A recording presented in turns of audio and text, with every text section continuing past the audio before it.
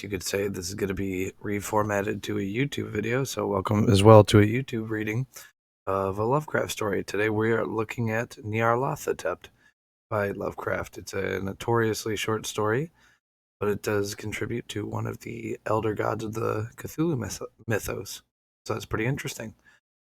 And one moment. Welcome to another GetEmConGetEm stream. I'm at you live on Twitch and as well as in clipped videos on YouTube. Depending on where you're watching, make sure you go check out the others for if you enjoy highlights. Check out YouTube. If you enjoy the streams, check out Twitch. I mean, hell, check it all out. Today we're going to be reading a Lovecraft short story titled Nyarlathotep. Nyarlathotep. Oh, I'm stumbling over it, the title, but hey, you know what happens, right? You never know what'll happen on a GetEmConGetEm live stream or video. We're getting right into it. First, I want to show a video I'm going to be using ambient music from, called 1 Hour of H.P. Lovecraft Music, The Great Old Ones and Other Beings, by Graham Plowman, composer. Excuse me, as you can see my very cute dick butt symbol. You know how it is, got to represent. Any which way, I just wanted to show this and, make sure that I am in no way copyright infringing, or anyone thinks that I'm claiming. Excuse me so much. Oh, gotta get it out before I read, right? That no one is claiming or thinks I'm claiming that I wrote music for this or something like that. Any which way. My dick's falling off. All credits to that goes to Aaron Hansen of Game Grumps. Any which way, let's get right into it. Here's Nyarlathotep. Nyarlathotep.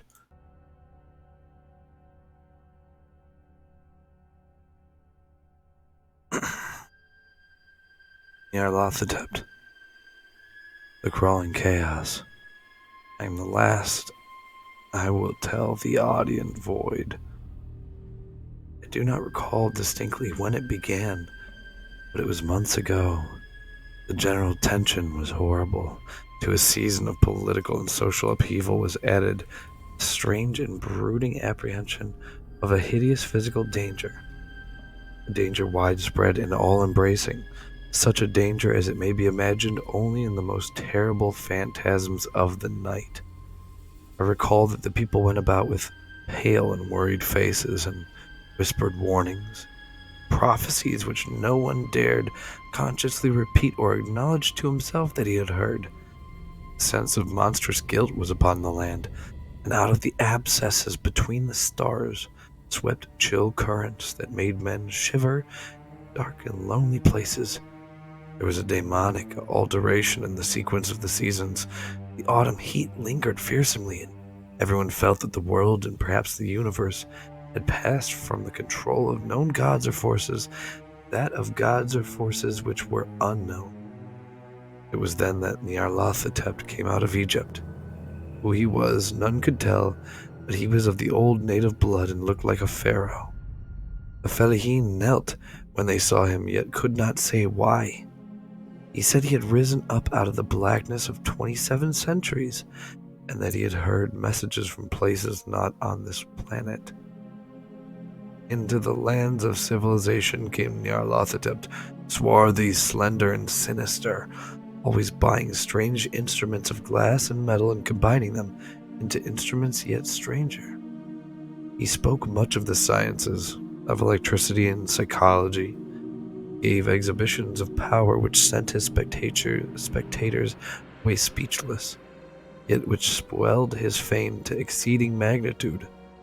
Men advised one another to see Nyarlathotep and shuddered, and where Nyarlathotep went, rest vanished. The small hours were rent with the screams of nightmare. Never before had the screams of nightmare been such a public problem. Now the wise men had almost wished they could forbid sleep in the small hours. If the shrieks of cities might less horribly disturb the pale, pitying moon as it glimmered on green waters, gliding under bridges, and old steeples crumbling against a sickly sky. I remember when Nyarlathotep came to my city, the great, the old, the terrible city of unnumbered crimes. My friend had told me of him. and of the impelling fascination and allurement of his revelations, and I burned with eagerness to explore his uttermost mysteries.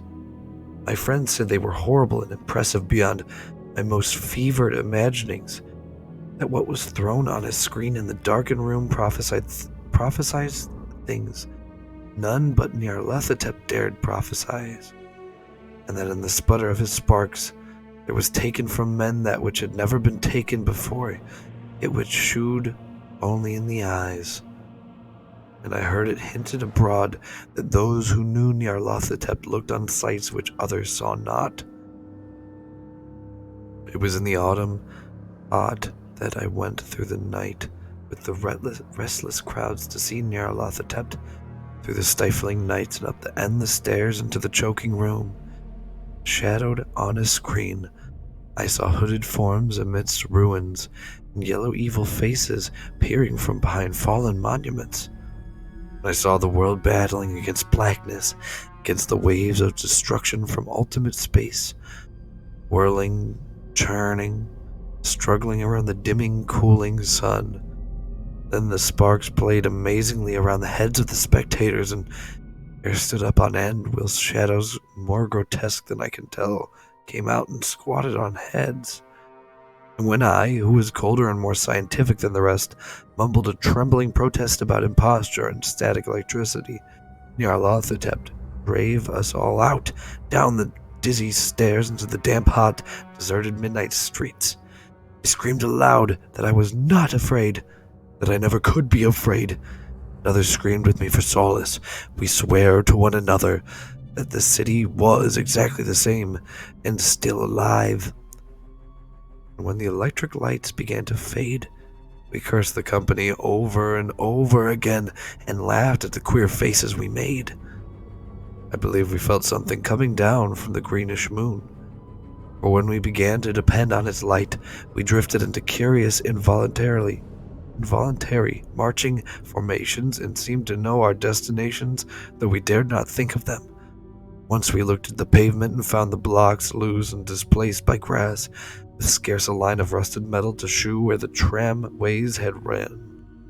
And again we saw a tram car, lone, windowless, dilapidated, and almost on its side.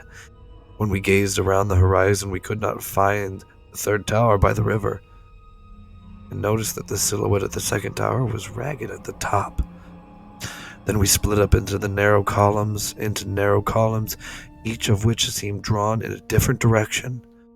One disappeared into a narrow alley on the left, leaving only the echo of a shocking moan. Another filed down a weed-choked subway entrance, howling with laughter that was mad. My own column was sucked toward the open country, and presently felt a chill which was not of the hot autumn. For we stalked out on the dark moor, we beheld around us the hellish moon glitter of evil snows, trackless, inexplicable snows, swept asunder in one direction only, where lay a gulf all the blacker for its glittering walls. The column seemed very thin, indeed, as it plodded dreamily into the gulf. I lingered behind, for the black rift in the green-litten snow was frightful, and I thought I had heard the reverberation of a disquieting wail as my companions vanished. But my power to linger was slight. As if beckoned by those who had gone before, I half floated between the titanic snowdrifts, quivering and afraid, into the sightless vortex of the unimaginable. Screamingly sentient, dumbly delirious, only the gods that were can tell. A sickened, sensitive shadow writhing in hands that are not hands, and whirled blindly past ghastly midnights of rotting creation, corpses of dead worlds with sores that were cities, charnel winds that brush the pallid stars and make them flicker low. Beyond the worlds, vague ghosts of monstrous things, half-seen columns of unsanctified temples that rest on nameless rocks beneath space and reach up to dizzy vacua above spheres of light and darkness. And through this revolting graveyard of the universe, the muffled, maddening beating drums and thin, monotonous whine of blasphemous flutes from inconceivable, unlighted chambers beyond time the detestable pounding and piping whereunto dance slowly, awkwardly, and absurdly the gigantic, tenebrous, ultimate gods, blind, voiceless, mindless gargoyles, whose soul is Nyarlathotep. Thanks so much for listening. This has been GetEmConGetEm. Takes a little stab at reading the genius that is H.P. Lovecraft. Tune in again next week for the daily dose of Lovecraft. Wow, that felt longer than 10 minutes, I'm not going to lie. This would be episode 2, the first one being Dagon. You can find that on YouTube, on Twitch. It might be a highlight. I think it would be, but it might disappear after 14 days. Regardless, thanks so much for listening. Y'all have a good one. Peace out.